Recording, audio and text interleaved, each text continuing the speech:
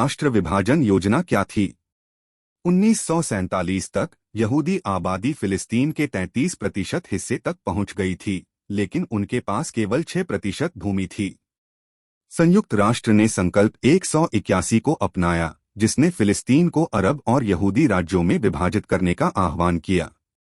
फिलिस्तीनियों ने योजना को खारिज कर दिया क्योंकि इसने फिलिस्तीन का लगभग 55% यहूदी राज्य को आवंटित किया, जिसमें अधिकांश उपजाऊ तटीय क्षेत्र भी शामिल थे। उस समय फिलिस्तीनियों के पास ऐतिहासिक फिलिस्तीन का 94% हिस्सा था और इसकी आबादी का 67% शामिल था। 1948 नकबा या फिलिस्तीन की जातीय सफाई। 14 मई 1948 को ब्रिटिश जनादेश समाप्त होने से पहले ही ज़ायोनी अर्धसैनिक पहले से ही ज़ायोनी राज्य की सीमाओं का विस्तार करने के लिए फिलिस्तीनी शहरों और गांवों को नष्ट करने के लिए एक सैन्य अभियान शुरू कर रहे थे। अप्रैल 1948 में यरूशलेम के बाहरी इलाके में दीर यासिन गांव में 100 से अधिक फिलिस्तीनी पुरुषों, महिलाओं और बच्चों की हत्या कर दी गई थी। इसने बाकी ऑपरेशन के लिए टोन सेट किया और 1947 से 1949 तक 500 से अधिक फिलिस्तीनी गांवों, कस्बों और शहरों को नष्ट कर दिया गया, जिसे फिलिस्तीनियों ने नकबा या अरबी में तबाही के रूप में संदर्भित किया। अनुमानित 15,000 फिलिस्तीनी मारे गए थे, जिसमें दर्जनों नरसंहार शामिल थे।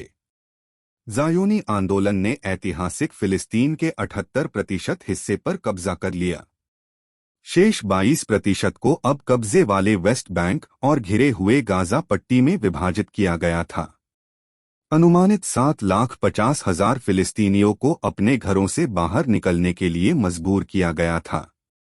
आज उनके वंशज पूरे फिलिस्तीन और लेबनान, सीरिया, जॉर्डन और मिस्र के पड़ोसी देशों में 58 गंदे शिविरों में 6 मिलियन शरणार्थियों के रूप में रहते हैं।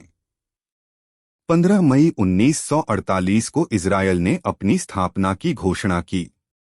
अगले दिन पहला अरब-इजरायल युद्ध शुरू हुआ और जनवरी 1949 में इजरायल और मिस्र, लेबनान, जॉर्डन और सीरिया के बीच युद्ध विराम के बाद लड़ाई समाप्त हो गई।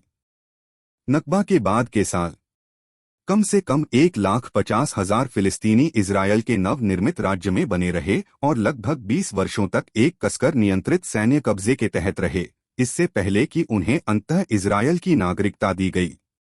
मिस्र ने गाजा पट्टी पर कब्जा कर लिया और 1950 में जॉर्डन ने वेस्ट बैंक पर अपना प्रशासनिक शासन शुरू किया। 1964 में फिलिस्तीनी मुक्ति संगठन PLO का गठन किया गया था और एक साल बाद फतह राजनीतिक पार्टी की स्थापना की गई थी।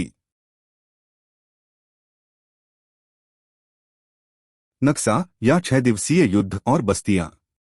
5 जून 1967 को इजरायल ने अरब सेनाओं के गठबंधन के खिलाफ 6 दिवसीय युद्ध के दौरान गाजा पट्टी, वेस्ट बैंक, पूर्वी यरूशलेम, सीरियाई गोलान हाइट्स और मिस्र के सिनाई प्रायद्वीप सहित ऐतिहासिक फिलिस्तीन के बाकी हिस्सों पर कब्जा कर लिया।